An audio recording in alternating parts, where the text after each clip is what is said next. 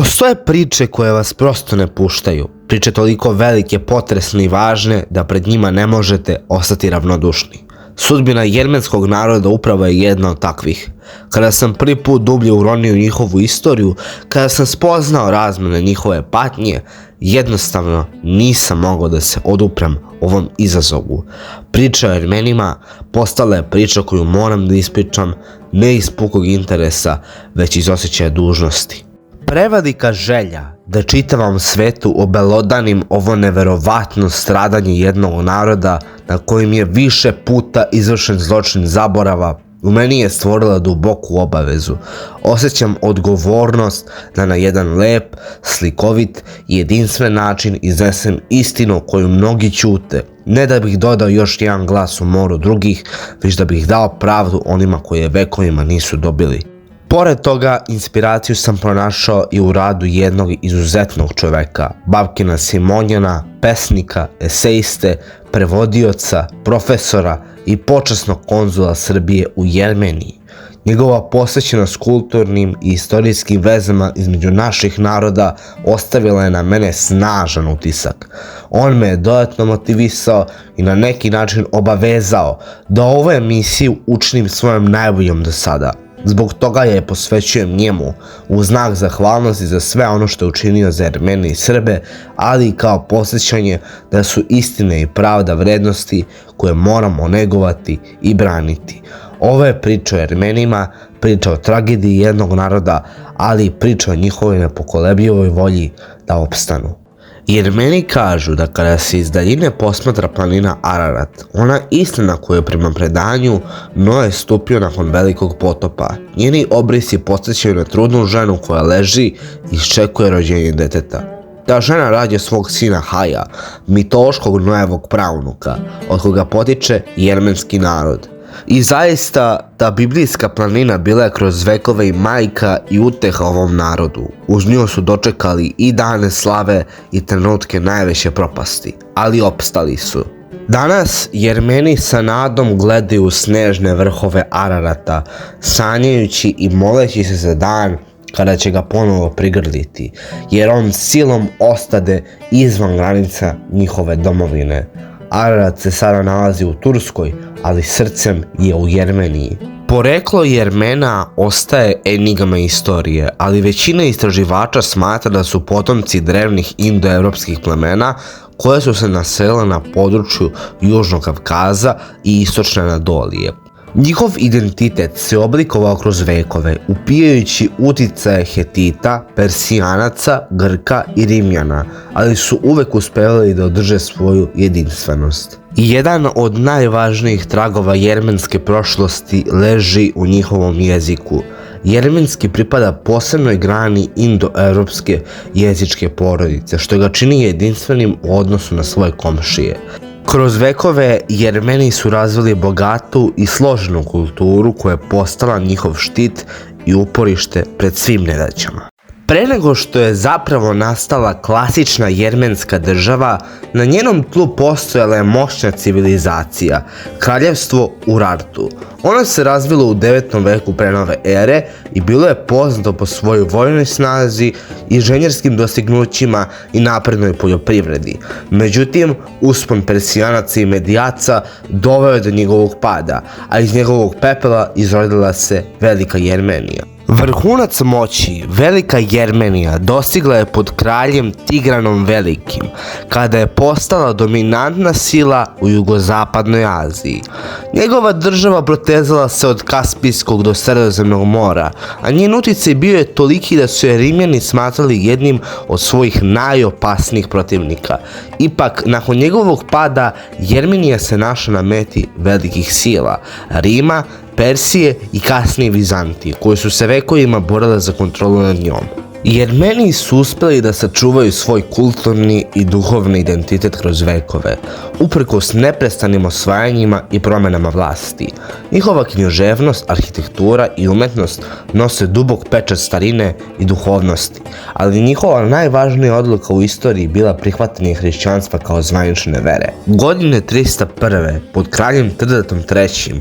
Jermenija je postala prva država na svetu koja je hrišćanstvo proglasila državnom religijom pre same Vizantije i Rima.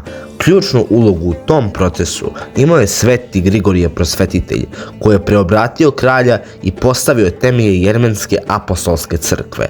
Ova crkva i danas predstavlja duhovnu okosnicu jermenskog naroda, čuvajući ih kroz vekove progona i raseljavanja. Ono što je Jermene činilo posebnima nije bila samo njihova vera, već i sposobnost da se prilagode i opstanu. Bilo da su živjeli pod Vizantijom, Persijom ili Osmanlijama, uvek su nalazili načine da očuvaju svoj jezik, pismo koje je u 5. veku stvorio Mesor Maštoc i tradiciju. Ta istrajnost kroz vekove bola i iskušenja bit će ključna za razumevanje njihove kasnije tragedije, genocida koji ih je gotovo uništio, ali ih nije pokorio.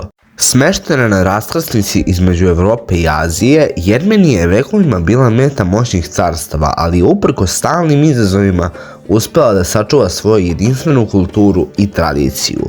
Dakle, posle pada Velike Jermenije, njene teritorije su potpale pod vlast Sasanidskog Persijskog carstva. Od 4. do 15. veka Jermenija je prolazila kroz različite faze vladavine Persijanaca, Rimljana i Vizantijaca. Osvajači su često pokušavali da asimiluju jermenski narod, namećući im svoju kulturu i religiju, ali su Jermeni uspeli da sačuvaju svoj identitet i hrišćansku veru. Dolaskom Arapa u 7. veku, Jermenija je postala deo Omejadskog, a kasnije Abasidskog kalifata. Arapi su postepeno pojačavali kontrolu i verski pritisak, što je izazvalo nezadovoljstvo među Jermenima. Međutim, u 9. veku, koristeći oslabljeni kalifat, jermenski plemići su uspjeli da obnove nezavisnost i uspostave Bagraditsku dinastiju sa predstavnicom u Ani, poznatom kao grad od 1001 crkve. Taj period obeležili su kulturni i ekonomski procvat, ali je nezavisnost bila kratkog daha zbog novih pretnji sa istoka. U 11. veku Turci Selđuci su prodali na jermenske teritorije i 1064. godine osvojili glavni grad, izazvavši masovna stradanja i migracije Jermena ka zapadu. Mnogi su pronašli utočište u Kilkiji, gdje su osnovali kraljevinu Kilkijsku Jermeniju, značajan politički i kulturni centar koji je održavao bliske veze sa evropskim krstašima i trgovacima. Dolazak Mongola u 13. veku donosi novi talas nestabilnosti. Mongolska vlast izazvala je ekonomske teškoće i slabljenje jermenskih država. Kilkijska Jermenija, posljednji bastion jermenske nezavisnosti, pala je pod mamelučku vlast krajem 14. veka, čime je okončana era jermenske državnosti na tom području. Tokom 16. i 17. veka Jermenija je bila bojno polje između Osmanskog i Persijskog carstva. Ove sile su više puta delile jermenske teritorije, stvarajući podijeljenost unutar jermenskog društva. U tom periodu 1000 Jermena je prisilno preseljeno, a Šah Abbas I preselio je veliki deo stanovništva u unutrašnjost Persije, gde su osnovali gradove poput Nove Džufe, kasnije jednog od centara jermenske dijaspore. Jermeni u Osmanskom carstvu su se naravno suočavali sa rastućom diskriminacijom, ekonomskim pritiscima i nasiljem, što je naravno kulminiralo genocidom početkom 20. veka. Jermeni u Osmanskom carstvu kao nemuslimani smatrani su građanima drugog reda. Bilo im je zabranjeno nošenje oružja, a morali su plaćati više poreze. Hrišćanski Jermeni nisu imali pravo da svedoče na sudu. Iako je 70% jermenskog stanovništva bilo siromašno, među muslimanima je bio raširen stereotip o lukavom i uspešnom Jermeninu, koji napreduje zahvaljujući svojim poslovnim veštinama. Neprijateljstvo prema Jermenima raslo je u gradovima zbog nerešenih socijalnih problema i borbe za resurse u ruralnim oblastima. Situaciju su dodatno pogoršali muhadžiri, muslimanske izbeglice iz Kavkaza, posle Kavkazskog i Rusko-Turskog rata i novoformiranih balkanskih država. Ove izbeglice proterane iz hrišćanskih zemalja često su svoju mržnju usmeravali ka hrišćanima u Osmanskom carstvu. Stalne pljačke i napadi na jermenske živote i imovinu, zajedno s njihovim nesigurnim i obespravljenim položajem, doveli su do formiranja takozvanog jermenskog pitanja, koje je postalo deo šireg istočnog pitanja. Masovni pokolji iz 1894. do 1896. u kojima su stradale stotine hiljade Jermena imali su tri glavne faze: masakri u Sasunu, pokolji Jermena širom carstva tokom jeseni i zime 1895. i masakri u Istanbulu i regiji Van, izazvani protestima lokalnih Jermena. U oblasti Sasuna, kurdske vođe su nametnuli poreze jermenskom stanovništvu. Istovremeno, osmanska vlast je zahtevala isplatu državnih poreza ne uzimajući u obzir prethodne kurdske pljačke. Sledeće godine Kurdi i osmanski zvaničnici ponovo su zahtevali isplatu poreza od Jermena, ali su naišli na otpor. Kako bi ga slomila, turska vlada je poslala 4. armijski korpus. Tako je započeo masakr jermenskog stanovništva Sasuna, u kojem je ubijeno preko 3000 ljudi. Ambasadori Velike Britanije, Francuske i Ruskog carstva predložili su formiranje zajedničke istražne komisije, ali je Visoka porta odbila njihov predlog. O događajima u Sasunu britanski konzul u Erzurumu Clifford Lloyd u jednom od svojih izveštaja upućenih Ministarstvu spoljnih poslova napisao je: "Sultanovi jermenski podanici su bukvalno nezaštićeni, poput stada ovaca okruženog vukovima." Protestujući zbog nerešenih problema jermenskog naroda, članovi Hnčanske partije su u septembru 1895. godine odlučili da organizuju veliki protest u Konstantinopolju. Međutim, na putu ih je zaustavila policija. U gušenju protesta ubijene su desetine, a ranjeno je stotine Jermena. Policija je hapsila Jermene i predavala ih softama, studentima islamskih verskih škola u Istanbulu, koji su ih brutalno tukli do iznemoglosti. Masakri su trajali sve do 3. oktobra.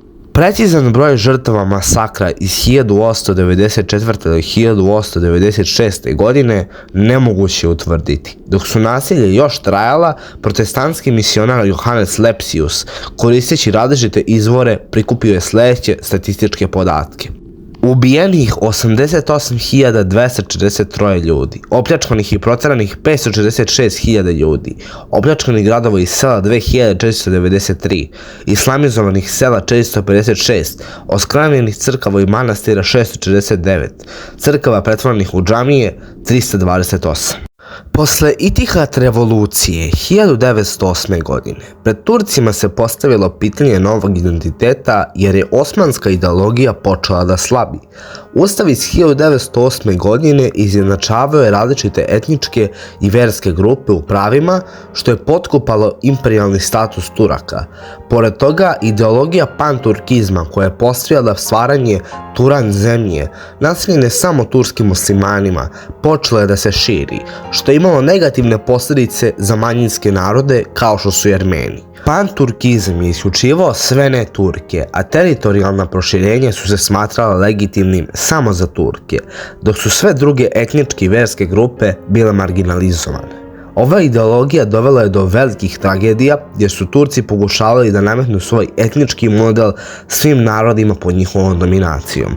2. avgusta 1914. godine Turska je potpisala tajni sporazum sa Nemačkom, čiji je jedan od ključnih tačaka bio promjena istočnih granica Osmanskog carstva kako bi se stvorio koridor koji vodi do muslimanskih naroda Rusije.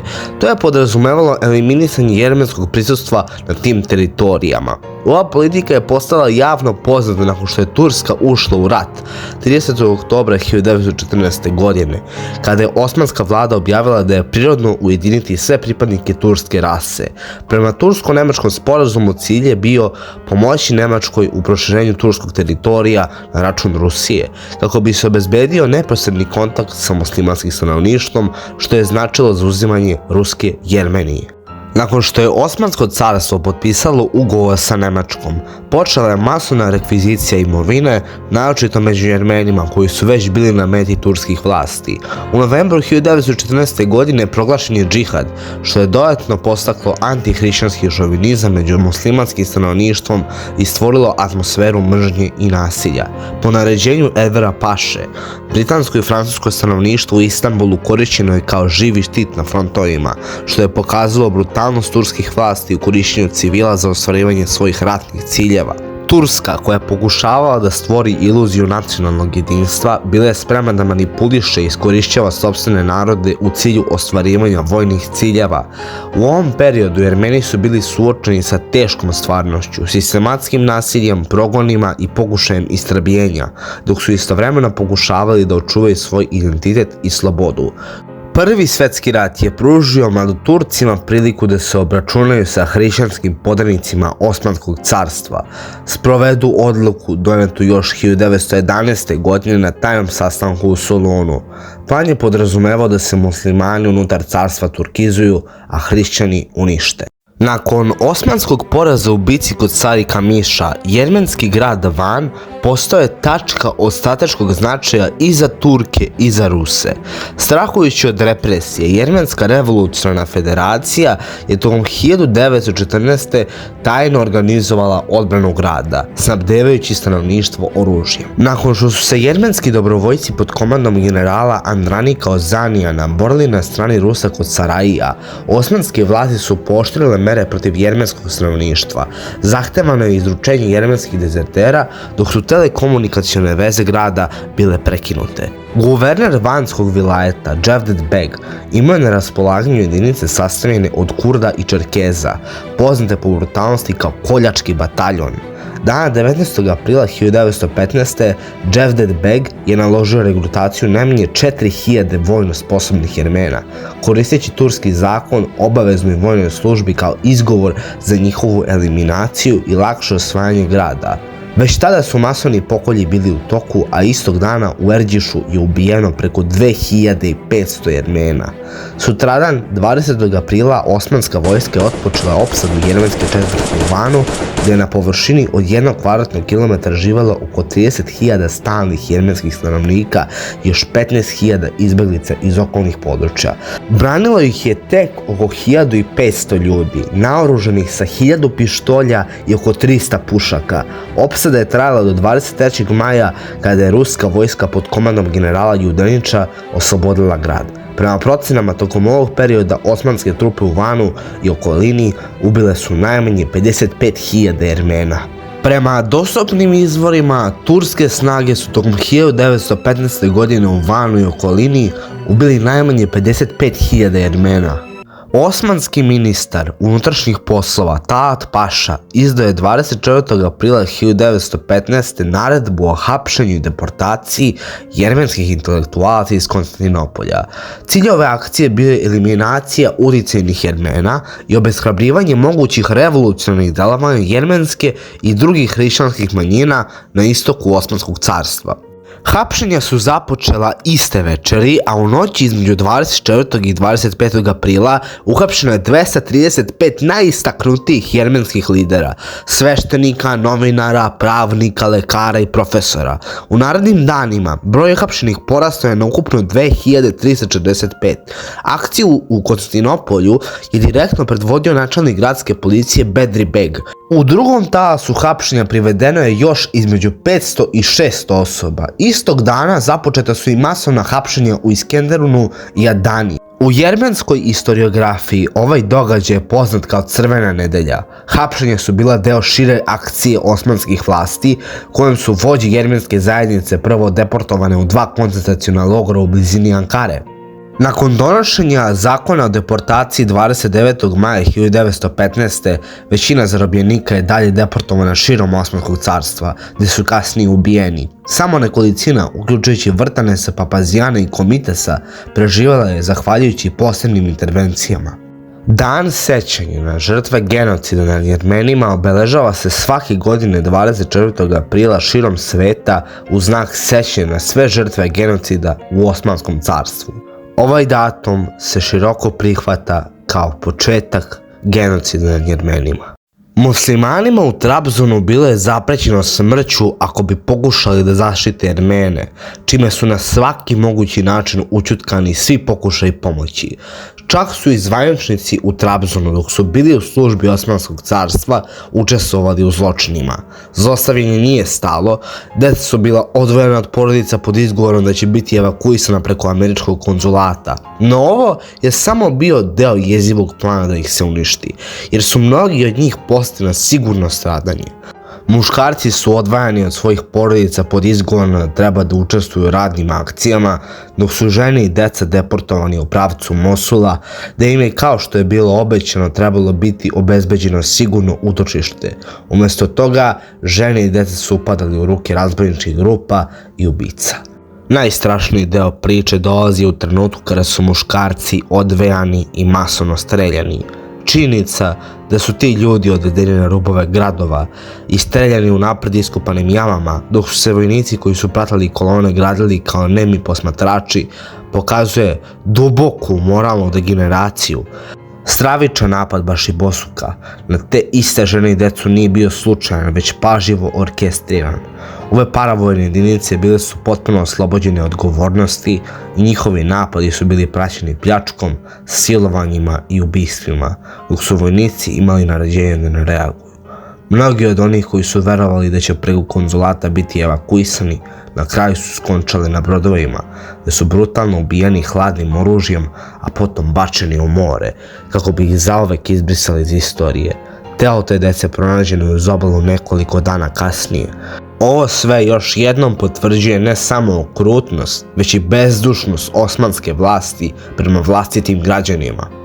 Ono što je još strašnije je činjenica da su mnogi od tih ljudi, uključujući žene i decu, bili prepušteni na milost i nemilost lokalnim razbojnicima. Ujedno i sam proces deportacije bio osmišljen tako da ne ostavi nikakvu šansu za preživljavanje. Kolone Jermena su bile svesno prepuštene gladovanju, iscrpljenosti i nemilosrdnim napadima. Dokazi o ubistvima Jermena tokom Prvog svjetskog rata dolaze iz mnogih izvora, među kojima su izjave visokih osmanskih funkcionera koji su posle rata prebegli u Rusiju. General Said Ahmed Muhtar El Badja, koji je boravio u Trabzonu 1915. godine, izjavio je britanskom diplomati Marku Sykesu da su ubistva Jermena bila direktno naređena od strane najviših vlasti uz potpuni izgovor za vojnu brutalnost. Reč dezerter korišćena je kao kod za Jermene, a vojnici su imali dozvolu da bez ikakvog upozorenja pucaju na sve koji bi označili kao takve. Svedočanstva trgovaca i američkih diplomata također potvrđuju strašne zločine. Trgovac Mehmed Ali je izvestio da su osmanski zvaničnici poput Asinta Mustafe i Valije Džemal Azmi prisvojili dragocenosti vredne oko 300.000 do 400.000 osmanskih zlatnih funti, što je oko 1,5 miliona američkih dolara, što pokazuje organizovanu pljačku imovine jermenskih civila. Američki konzul u Alepu izvestio je da je postojala očigledna i sistematska pljačka hrišćanske, posebno jermenske imovine, dok je konzul u Trabzonu pisao da su Turci upadali u jermenske domove i odnosili sve što su mogli. Tokom leta 1915. godine ubistva su postala masovna, a pogromi su se nastavili i nakon avgusta iste godine, šireći se u centralnu i zapadnu Anadoliju. Jedna od metoda eliminacije jermenskog stanovništva u manjim selima bio je spaljivanje živih ljudi. Svedočanstvo Ejtona Belkinda, agenta jevrejske špijunske mreže Nili, koji je bio infiltriran u glavni štab Kemal Paše, navodi da je prisustvovao zatvaranju i spaljivanju najmanje 5000 jermenskih zatvorenika. Također, poručnik osmanske vojske Hasan Maruf je svedočio da su vojnici često sakupili civile u šupe, stvarali ih unutra i potom ih palili. Ovi zločini su imali jezive posljedice jer su spaljivane hiljade ljudi, a i danima nakon tih događaja vojnici su osjećali miris spaljenog ljudskog mesa. Istoričar Vahan Dadrian je utvrdio da je spaljivanjem ubijeno oko 80.000 Jermena iz 90 sela na Muškom platou. Osim spaljivanja, postojali su i drugi načini egzekucije. U blizini obala Crnog mora u okolini Trabzona izvršavana su masovna utonuća, pretežno nad ženama i decom. Zatvorenici su bili prevoženi brodovima na otvoreno more, gde su ih žive bacali u vodu. Ovaj oblik ubistava je potvrdio i ratni sud. Na unutrašnjem području žrtve su često bile bacane u reke, a reke poput Eufrata, Tigrisa i njihovih pritoka su promenile tokove zbog broja nagomilanih leševa. Ove masovne egzekucije su bile sistematske i organizovane, a broj ubijenih se procenjuje na desetine hiljada. Ljudi koji su preživali strašne marševe smrti kroz nepodnošljive uslove života i smrti, na kraju su bili deportovani u jedan od 25 koncentracionih logora koje su osmanlijske vlasti osnovale kao krajnji cilj za deportovane. Ovi logori, smešteni u oblasti koje danas čini granični pojas između Turske, Sirije i Iraka, postali su sinonim za nepomljivu patnju i smrt. Upravnik jednog od najpoznatijih logora, Šukru Kaija, bio je blizak saradnik Talat Paše, a logori su imali različite funkcije. Neki su bili privremeni sabirni centri, dok su drugi poput logora Rađo, Katma i Azaz postali masovne grobnice, napuštane još 1915. godine. Životni uslovi u ovim logorima bili su nehumani, a vlasti su zabranjivale bilo kakvu pomoć u hrani i vodi, čime su se uslovi još drastično pogoršavali. U logoru Raš el Ain više od 80.000 ljudi umrlo je samo tokom 1916. godine, a stopa smrtnosti bila je užasavajuće visoka. Turske vlasti su ljudski život smatrale jeftinom cenom koju treba platiti za ostvarenje svog genocidnog cilja. Prema izveštaju nemačkog konzula u Alepu, samo u masovnim grobnicima u okolini Maskana pokopano je više od 60.000 ljudi, dok su tela drugih koji su umrli od gladi i iscrpljenosti u okolnim pustinjama ostala nepokopana. Nemački konzul je izveštavao u užasnim praksama, poput bacanja konjskog izmeta kao hrane zatvorenicima, što je poniženje bilo neizmerno. Jedan od najvećih logora smrti bio je u Deir ez-Zoru, u samom srcu sirijske pustinje. Ljudi koji su dolazili u ovaj logor bili su ostavljeni na otvorenom, bez ikakve pomoći, bez hrane, bez vode. Niko nije znao tačan broj ljudi koji su prošli kroz logor, ali se procenjuje da je ubijeno najmanje 150.000 ljudi, dok se ukupan broj stradalih može kretati od 300.000 do 500.000. Iako su ti brojevi samo kap u moru patnje, oni govore samo o delu genocida, o delimično zabeleženoj smrti. Sistematski genocid koji su Osmanlije sprovele nije bio samo borba protiv ljudi, to je bila borba protiv čitave jedne civilizacije, naroda sa svojom istorijom, tradicijom i identitetom. Pokušaj da se jermenska nacija izbriše iz svesti i stvarnosti je ostavio nas sa pitanjem kako je moguće da su takva zla sprovedena uz tako malo odgovornosti. Silovanja jermenskih žena i devojčica kako tokom deportacija, tako i u logorima bila su uobičajena. Žrtve su bile žene svih uzrasta, od devojčica do starih žena, ali je najstrašniji aspekt bila rasprostranjenost silovanja maloletnih devojčica. Silovanje su se često vršile u javnosti, pred očima porodica, a žrtve koje su pretrpele teže povrede bile su streljane na licu mesta kako ne bi ometale dalje tok deportacije. Prema istoričaru Taneru Akđamu, prostitucija pod iznudom, silovanja i drugi oblici seksualnog nasilja postali su gotovo svakodnevna praksa, a komandanti su omogućavali vojnicima da se ponašaju prema zarobljenicima bez ikakvih posljedica. U nekim logorima, kao što je Deir ez-Zor, čak su otvarani bordeli, gde su jermenske devojke bili prisiljene na prostituciju. Nemački konzul u Mosulu izveštavao o jezivim aukcijama, na kojima su jermenske devojke bile prodavane kao roblje za minimalne cene, čak i po ceni od samo 5 pjastara.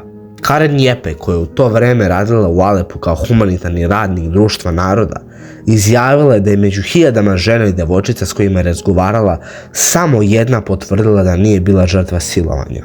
Nemački konzul u Alepu, Rozler, izveštavao je o užasima, među kojima su devojke i žene koje su bile fizički privlačnije silovane od strane desetine vojnika u isto vreme, a potom ostavljene da umru.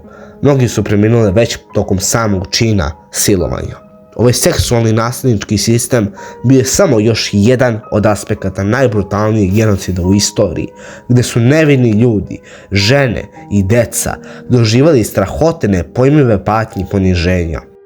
Turske vlasti su genocid nad Jermenima opravdavale rasnim teorijama, prikazujući ih kao niža vrsta i smrtonosni mikrobi. Glavni zagovornik ovakvih ideja bio je Mehmed Režid, koji je lično učestvovao u mučenjima, naređujući da se zatvorenici potkivaju i raspinju na krst. Teški uslovi u turskoj vojsci doveli su do epidemija, a u Erzinidžanu su Jermeni korišćeni kao ogledni kunići za testiranje vakcine protiv tifusa. Medicinske eksperimente predvodio je Hamdi Suat Aknar, kome je kasnije podignut muzej u Turskoj. Uprkos osudama eksperimenti su nastavljeni, a stotine Jermena je ubijeno. Na desetine hiljada jermenske dece stradale od smrtonosnih doza morfijuma pod izgovorom obavezne vakcinacije. Ljudi su ubijani i u parnim kupatilima gde su puštani toksični gasovi, dok su tela tajno odnošena i sahranjivana u nepoznatim lokacijama prekrivena slojevima živog kreča. Osmanlije su 1915. godine doneli tajnu direktivu o upravljanju imovinom deportovanih Jermena. Formirane su komisije za popis imovine, koja je zatim bila predata muslimanskim doseljenicima, dok su predmeti i nekretnine prodavani. Zakon iz 1915. zabranio Jermenima raspolaganje imovinom, a konfiskovana imovina prešla je u ruke turskih političkih i vojnih elita. Zakonodavni protesti nisu imali efekta, a pljačka je sprovedena sistematski. Genocid nad Jermenima uključivaju uništavanje njihovog kulturnog nasleđa. Crkve, manastiri i istorijski spomenici bili su uništavani ili pretvarani u džamije. Istraživanja su pokazala da su vlasti uništavale jermenske spomenike tokom 20. veka, a UNESCO je 1974. izvestio o velikom broju uništenih objekata. Jermenske crkve i škole su nestale, a broj jermenskih geografskih lokacija opao je za više od 90%. Broj žrtava jermenskog genocida nije precizno utvrđen, ali savremene procene se kreću između 800.000 i 1,5 miliona. Neki izvori poput nemačkih misionara i diplomatskih izveštaja navode da je ubijeno oko 1 milion Jermena, dok drugi poput enciklopedija Britanika i savremenih historičara procenjuju da je broj žrtava između 800.000 i 1,5 miliona. Osmanske vlasti su manipulisale statističkim podacima, što je otežalo tačno utvrđivanje stvarnog broja stradalih. Dok je Prvi svjetski rat buktio, car Nikolaj II je stajao na čelu carske Rusije u trenutku kada je jermenski narod bio suočen sa sistematskim uništenjem. U Osmanskom carstvu Jermeni su već decenijama trpeli diskriminaciju, ali su 1915. godine postali meta organizovanog genocida. U tom kontekstu Rusija, koja je tokom Prvog svjetskog rata bila u konfliktu sa Osmanskim carstvom, bila je jedina sila koja je bila u poziciji da pruži neki oblik pomoći Jermenima. Iako Rusija nije bila u idealnoj vojnoj poziciji, usled vođenja rata na više frontova, reakcija cara Nikolaja II bila je brza i odlučna. Početkom 1915. godine, kada su deportacije i masakri počeli, Rusija otvorila svoja vrata za jermenske izbeglice, nudeći im utočište na teritoriji carske Rusije. Rusija je omogućila privremeni smeštaj, pružala hranu i lekove jermenskom narodu, dok su mnogi jermenski civili bili organizovani u improvizovane izbegličke kampove. Jermenija je pronašla spas u Rusiji, pisao je jermenski intelektualac i pisac Grigor Zohrab. Dok su naši preti s mukom bežali iz zemlje, Rusija je nas prihvatila u svoje srca. Rusija nije samo primala izbeglice, već je i aktivno reagovala na vojnom planu, osvajajući teritorije u Osmanskoj Turskoj gdje su živeli Jermeni. Ruska vojska je napredovala prema Jermeniji, gdje je pomogla da se spase hiljade Jermena. Car Nikolaj II je imao duboku humanističku brigu za sudbinu Jermena, iako političke okolnosti nisu bile jednostavne. Iako Rusija nije mogla potpuno da zaustavi genocid, njen odgovor tokom i nakon zločina predstavlja najbližu stvar koju su Jermeni imali od strane velikih sila u tom trenutku. Sa druge strane, komunistički odnos prema jermenskom genocidu bio je licemeran i oportunistički, vođen isključivo političkim interesima. Sovjetski savez, predvođen boljševičkim rukovodstvom, nikada nije ozbiljno osudio genocid koji su Osmanlije počinile nad Jermenima 1915. godine. Umjesto toga, boljševici su iz pragmatičnih razloga sklapali saveze sa turskim nacionalistima, predvođenim Mustafom Kemalom Ataturkom, ignorišući patnje jermenskog naroda. Oktobarska revolucija 1917. godine katastrofalno je uticala na Jermene. Carska Rusija, koja je do tad bila glavna zaštitnica jermenskog naroda i vojno prisutna na Kavkazu, povukla se iz regiona nakon boljševičkog prevrata. To je ostavilo Jermene na milost i nemilost Turcima, koji su nastavili s politikom etničkog čišćenja. Boljševici su povukli ruske trupe sa fronta, čime su omogućili turskim snagama da napreduju i povrate teritorije koje su ranije bile pod ruskom zaštitom. Već pre osnivanja Velike narodne skupštine Turske, Mustafa Kemal je poslao u Moskvu svog izaslanika Halil Pašu sa tajnom misijom. Nakon njegovih pregovora sa boljševičkim rukovodstvom, Sovjetski savet narodnih komesara doneo odluku da tajno dodeli Turskoj financijsku pomoć od 1.000.000 zlatnih rubalja, 774,235 kg zlata. Prvih 620 kg zlata o kojima se Halil Paša dogovorio tokom svoje misije stiglo je u Tursku kroz koridor koji su zajednički obezbedili Sovjetska 11. armija i turski kemalisti preko sovjetizovanog Azerbejdžana krajem aprila i početkom maja 1920. godine. Ovaj novac i vojna pomoć omogućili su Kemalovim snagama da ojačaju i kasnije napadnu Jermensku republiku. Ovo je samo dokaz kako su zapravo ruski caristi najviše stajali uz Jermene dok su ih boljševici izdali. Pitate se da li je iko osvetio sve ove žrtve jermenskog genocida? Odgovor je da, naravno. Jermenski narod nije dozvolio da zločini koje su počinili osmanski zvaničnici tokom Prvog svjetskog rata ostanu nekažnjeni. Iako su mnogi od počinilaca genocida izbjegli pravdu, grupa hrabrih jermenskih patriota odlučila je da preuzme stvari u svoje ruke i sprovede odmastu. Tako je nastala operacija Nemezis. Operacija Nemezis bila je tajna akcija koju je sprovela Jermenska revolucionarna federacija između 1920. i 1922. godine. Cilj je bio izvršenje atentata na osmanske zvaničnike kao i one iz Azerbejdžanske demokratske republike, koji su bili odgovorni za masakre Jermena, posebno za jermenski genocid koji je počeo 1915. godine. Ovu operaciju su osmislili i organizovali ključni članovi Dašnak Cujuna, Šana Natalije, Armen Garo i Aron Šakilan.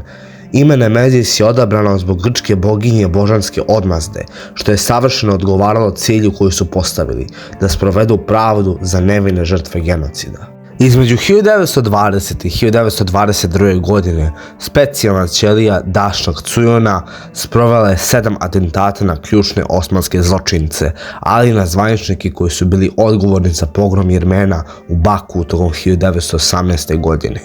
Najslavniji atentat je naravno bio onaj na Talat Pašu, jednog od glavnih arhitekata jermenskog genocida. U martu 1921. godine Sogomon Tehilijan, jermenski heroj koji je ubio Talat Pašu u Berlinu. To je bio trenutak kada je pravda došla za one koji su prošli kroz neizmjerne patnje. Tehlirijan, poznat kao heroj, nije pobegao nakon atentata, već je čekao da bude uhapšen. Njegova hrabrost postala je simbol borbe jermenskog naroda za pravdu. Zanimljivo je kako je Tehlirijan jedno vreme čak živio u Jugoslaviji, odnosno u Valjevu pa u Beogradu, a umro je u Americi. Godina 1937. predstavlja jedan od najmračnijih perioda za jermenski narod u Sovjetskom savezu. Tokom Staljinove velike čistke, mnogi jermenski intelektualci, umetnici i političari postali su žrtve brutalnih represija, što je dovelo do značajnog gubitka za jermensku kulturu i identitet. U julu 1937. godine Centralni komitet Komunističke partije Sovjetskog saveza izdao je naređenje broj 00447 kojim je započeta masovna operacija protiv antirevolucionarnih elemenata. Ova direktiva je dovela do hapšenja i pogubljenja hiljada ljudi, uključujući veliki broj Jermena. Među najistaknutijim žrtvama ovog perioda bio je Aksel Bakunc, poznati jermenski pisac i scenarista. Bakuns je uhapšen 1936. godine pod optužbom za nacionalizam i kontrarevolucionarne aktivnosti. Nakon mučenja i prisilnog priznanja pogubljen je 1937. godine. Također, Vahan Tutovenc, istaknuti jermenski pisac i novinar, uhapšen je 1936. godine po sličnim optužbama. Nakon suđenja pogubljen je 1937. godine, ostavljajući za sobom bogato književno nasleđe koje je kasnije bilo zabranjeno i cenzurisano. Ovi događaji su imali razoran utjecaj na jermensku intelektualnu elitu. Mnogi su bili prisiljeni da se odreknu svojih dela, dok su drugi bili primorani na ćutanje ili emigraciju. Jermenska kultura je pretrpela nenadoknadive gubitke, a sećanje na ove tragične događaje ostaje duboko ukorenjeno u kolektivnoj svesti jermenskog naroda. Danas se ovi događaji često nazivaju drugim jermenskim genocidom, zbog svog razornog utjecaja na jermensku kulturnu i intelektualnu zajednicu. Sećanje na ove žrtve služi kao podsjetnik na opasnosti totalitarnih režima i važnost očuvanja kulturnog identiteta. Tokom 1920. godina privatna imovina jermenske crkve bila je oduzeta, dok su sveštenici bili izloženi nasilju. Napadi sovjetskog režima na jermensku crkvu intenzivirali su se za vreme Staljina, počev od 1929. godine. Međutim, narednih godina oni su privremeno ublaženi kako bi se poboljšali odnosi sa jermenskom dijasporom. Godine 1932. Horen I postao je katolikos svih Jermena i preuzeo vođstvo crkve. Ipak, krajem 1930. sovjetske vlasti obnovile su napade na crkvu, a 1938. godine ubistvo katolikosa predstavljeno je kao deo velike čistke. Katolikosat u Ečmiadzinu zatvoren je 4. augusta 1938. godine, ali je crkva nastavila da funkcioniše ilegalno u dijaspori. Velika čistka bila je niz političkih represija i progona u Sovjetskom savezu koje su organizovane protiv članova komunističke partije, seljaka, pisaca, intelektualaca i drugih pojedinaca.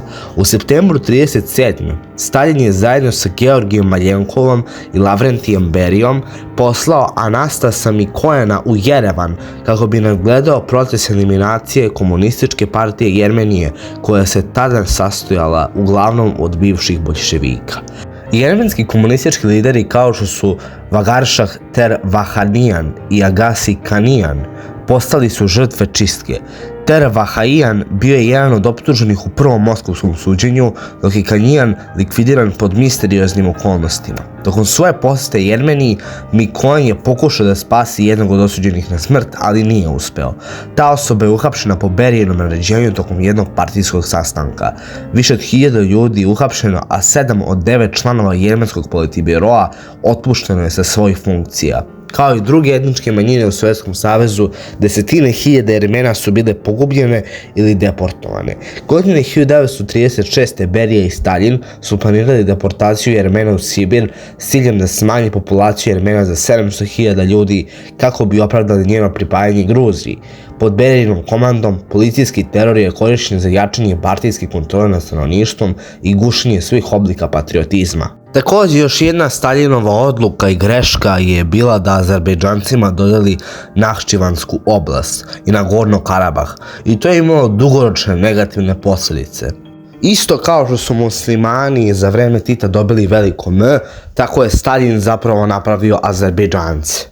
Nacisti su bili dobro upoznati sa genocidom nad Jermenima koji se desio tokom Prvog svjetskog rata, ali su pristupali ovom pitanju na način koji je bio politički motivisan, usklađen sa njihovim rasističkim i imperialističkim ideologijama. Naime, vođe nacističke stranke, uključujući Alfreda Rosenberga i Maxa Erwina von Schauber-Richtera, bili su ključni u umanjivanju ili opravdavanju zločina počinjenih protiv Jermena, što je deo šireg pokušaja nacista da redefinišu istoriju i nađu opravdanje za svoje političke ciljeve. Alfred Rosenberg, jedan od glavnih teoretičara nacizma, bio je poznat po tome što je umanjivao značaj genocida nad Jermenima.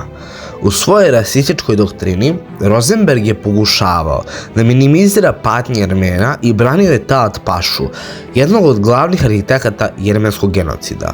Također, Max Erwin von Schauberichter, koji je bio nemački vicekonzul u Erzurumu tokom genocida, bio je svedok zločina, ali su nacisti u njegovim izvještajima često ignorisali ili minimizirali stvarne razmere stradanja Armena, koristeći ih kao političke alate za širenje svoje vlastite ideologije.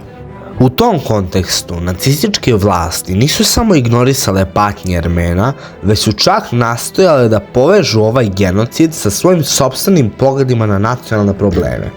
Hitler, na primjer, nije samo znao za genocid, već je bio fasciniran politikama Mustafe Kemala Ataturka, osnivača moderne Turske. Prema nekim istoričarima, Hitler je često govorio s odobravanjem ulozi Ataturka u genocidu, pa je čak i citirao njegovu ideologiju koja je zagovarala masovne zločine kao način rješavanja nacionalnih problema. Jermeni nisu bili samo pasivni posmatrači istorije genocida, već su igrali ključnu ulogu u borbi protiv nacističkog režima.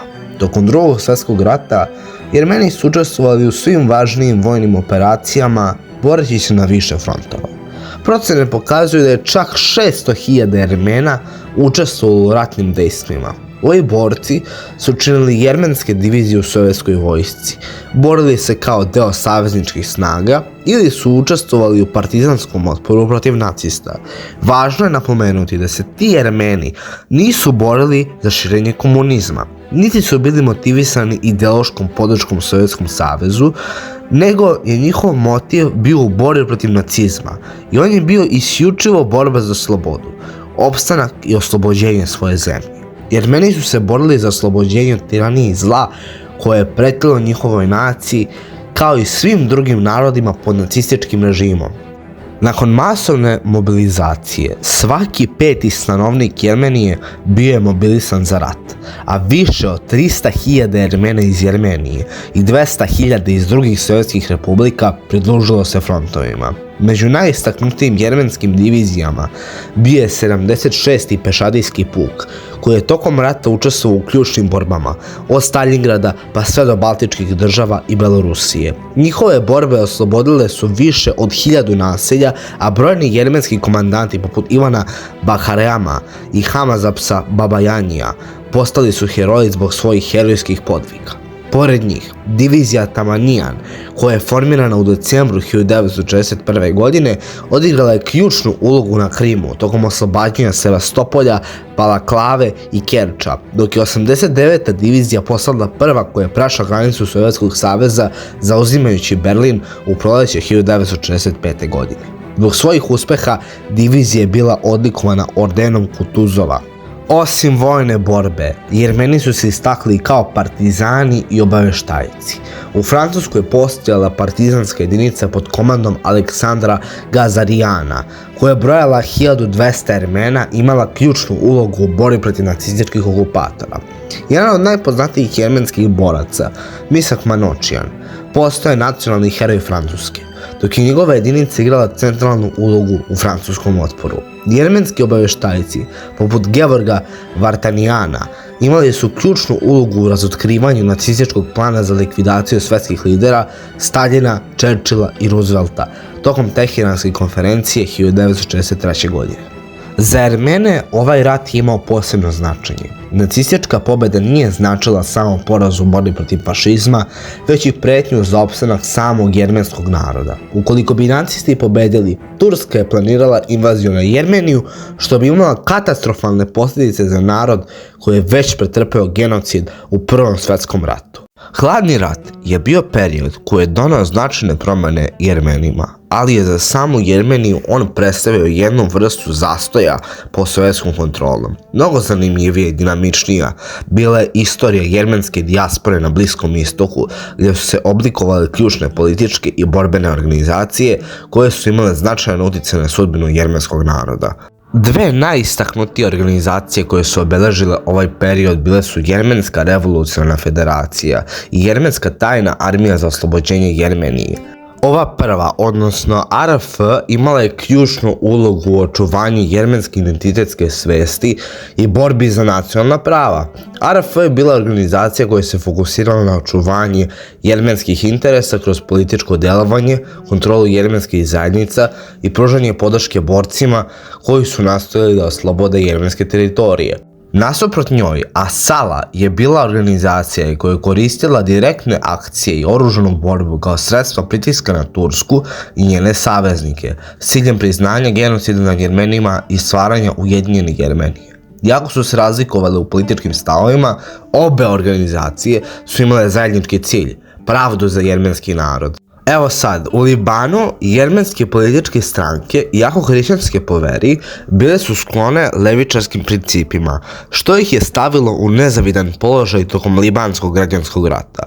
Njihova politika militantne neutralnosti podrazumevala je borbu samo u slučaju napada na jermenske teritorije, što je bilo racionalno, ali istovremeno ostavilo prostor pojedincima da se uključe u tuđe sukobe. Bejrutski kvartovi poput Burj Hamuda i Nabe bili su pod kontrolom Dašnaka, koji su se suočavali sa brutalnim napadima fašističkih snaga Kataeba, predvođenih Baširom Džemajelom.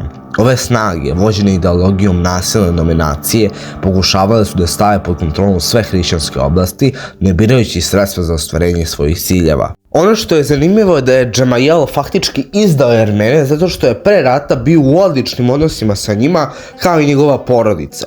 Ali naravno, Kataeb nije uspeo da porazi Dašnak miliciju i Dašnak milicija se hrabro suprotstavila Kataebu.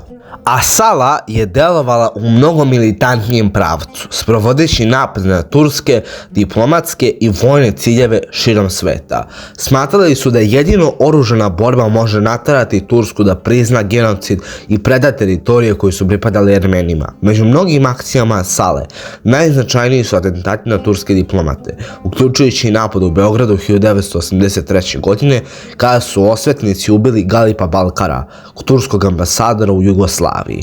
Jermeni su na Bliskom istoku pronašli svoje utočište i kroz istoriju su imali značajnu ulogu u društvima poput Irana i Sirije.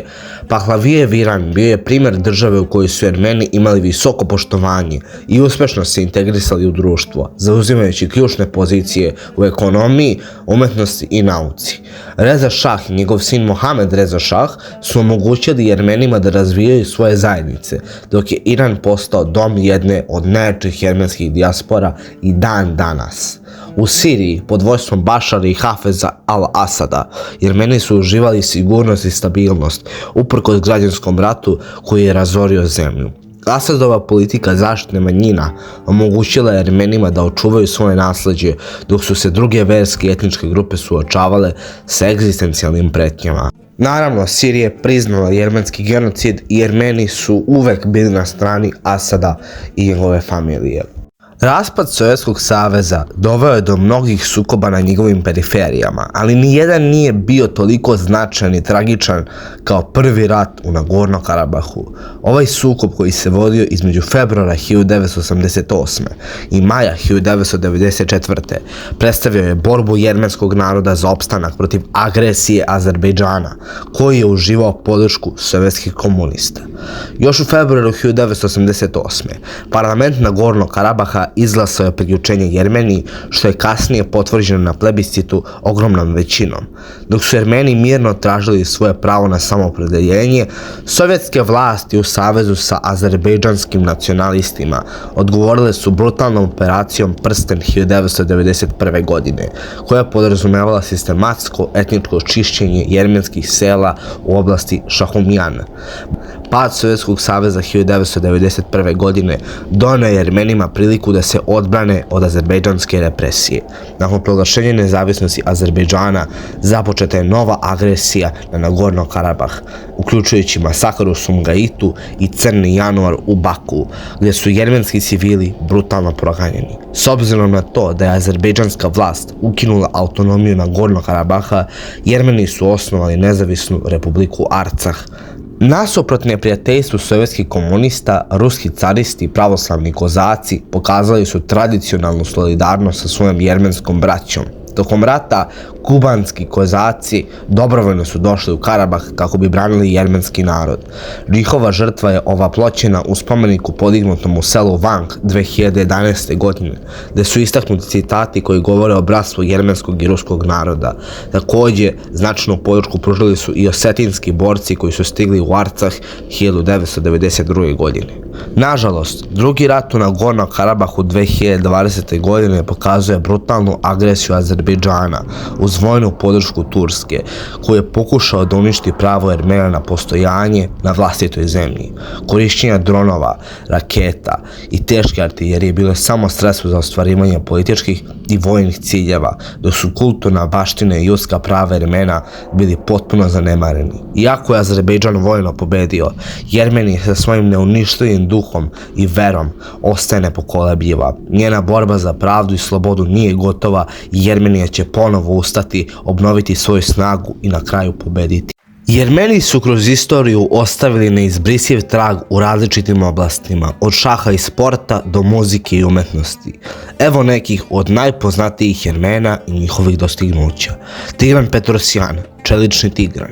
Svetski šahovski šampion od 1963. do 1969. godine. Poznat po neprobojnoj odbrani i sigurnom stilu igre, zbog čega je dobio nadimak čelični tigran. Protivnici su često govorili da je nemoguće probiti njegovu poziciju. Kao dete je radio kao čistač cipela kako bi kupio šahovske knjige. Sljedeći je Garry Kasparov, koji je postao svetski šampion u šahu 85. godine sa samo 22 godine. Njegovo rivalstvo sa Anatolijem Karpovom smatra se jednim od najvećih u istoriji šaha. Henrik Mkhitaryan, jermenski fudbalski mag, kapitan jermenske reprezentacije i jedan od najboljih jermenskih fudbalera svih vremena. Govori 6 jezika: jermenski, ruski, francuski, engleski, nemački i portugalski. Poznat po tehničkoj igri i spektakularnim asistencijama, posebno u Borussiji Dortmund i Manchester Unitedu. Njegov škorpion gol 2016. godine za Manchester United protiv Sunderlanda ušao u istoriju Premier lige. Serj Tankian, frontman i glavni tekstopisac benda System of a Down, poznat po politički angažovanim pesmama. Rođen u Libanu, ali se s porodicom preselio u Los Angeles kao dete. Moja omiljena pesma od System of a Down jeste Soldier Side, preporučujem svima da je oslušate. Sljedeći je Charles Aznavour, francuski Frank Sinatra. Muzička karijera mu je trajala više od 70 godina, a prodaje preko 100 miliona ploča širom sveta. Komponovao je preko 1000 pesama i pevao na 8 jezika. Aktivno se borio za priznanje genocida nad Jermenima i osnovao fondaciju za pomoć jermenskom narodu. Moja omiljena pesma od njega jeste La Boheme, tako da preporučujem vam da oslušate. Ove jermenske legende obeležile su istoriju u svojim oblastima, ostavljajući neizbrisiv trag u svetskoj kulturi, sportu i umetnosti. Sada ćemo obraditi jermensko-srpsku vezu. Godine 1218. Sveti Sava, obilazeći istočne hrišćanske zemlje, posjetio Kilkijsku Jermeniju. Oduševljen jermenskim graditeljstvom, pozvao njihove majstore u Srbiju. Oni su sagradili manastir Vitovnicu u istočnoj Srbiji, ostavljajući trajni pečat na Moravsku školu srpske arhitekture. Na Kosovu, u polju, jermenski vazali Osmanlija, ugledavši srpske crkve slične svojima, shvatili su da su obmanuti i prešli su na srpsku stranu. Jermenski monaški red mehitarista je 1818. godine u Beču osnovao štampariju, gde su prva dela Vuka Karadžića štampana ćirilicom, za koju su izlili slova po njegovoj zamisli. Tako su Jermeni pomogli očuvanju srpske kulture. Kada je 1988. godine razorni zemljotres pogodio Jermeniju, prvi koji su se odazvali bili su Srbi. Posada jugoslovenskog aviona 7 srpskih pilota tragično je nastradala prilikom dostave humanitarne pomoći. Kroz istoriju Srbi i Jermeni su uvek stajali jedni uz druge. Priča o Jermenima nije samo istorijska lekcija. Ona je svedočanstvo o ljudskoj istrajnosti, patnji i nepokolebljivoj borbi za opstanak. Malo je naroda koji su kroz vekove preživjeli toliku nepravdu, a ipak uspjeli da očuvaju svoj identitet, veru i kulturu.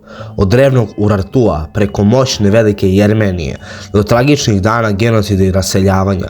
Jermeni su prolazili kroz periode slave, ali i stradanja kako je malo koji narod doživeo. Genocid iz 1915. godine ostavio je neizbrisiv ožiljak u kolektivnom sećanju Jermena i iako su prošli vekovi, rane su i dalje sveže.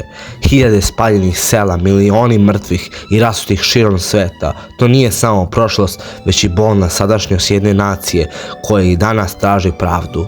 Ipak, Jermeni nisu nestali. Naprotiv, danas su simbol nepokolebljive snage, kulture i duhovnosti. Gde god da su se našli, uspeli su da izgrade zajednice, očuvaju svoj jezik i tradiciju, ali da daju ogroman doprinos nauci, umetnosti i diplomatiji. U tom svetlu nemoguće ne spomenuti Babkina Simonjana, pesnika, esejistu, prevodioca i počasnog konzula Srbije u Jermeniji.